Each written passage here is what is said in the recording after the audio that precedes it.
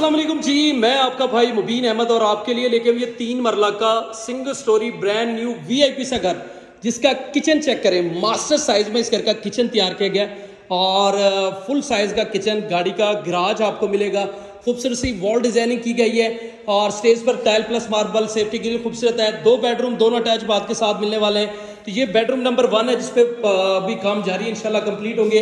Wardrobe आप देख सकते हैं खूबसूरत सी तैयार की गई है और ये आपका जो है खूबसूरत सा वॉशरूम सीट के ऑप्शन के साथ। अभी ये तैयार घर हो रहा, मुकम्मल रेडी टू मूव जो है इंशाल्लाह हमने घर करके देना है। और साथ में बेडरूम नंबर 2 जो कि अटैच बाथ और वेंटिलेशन के साथ ही आपको मिलेगा। काम जारी है, वो कंप्लीट होंगे तो खूबसूरत। और इसके अलावा यहाँ पर भी आप देख सकते हैं आपकी फुल IT 2 स्टेप वार्डरोब तैयार की गई है। सिर्फ और सिर्फ 37 लाख रुपए में ये रजिस्ट्री इंतकाल वाला घर आपको मिल जाएगा। New green city housing society, गज्जुमता आलू वाला रोड, लाहौर इस घर की लोकेशन होने वाली है। बाकी मजीद डिटेल के लिए भाई का चैनल सब्सक्राइब करें और फोन पर रब्ता करें।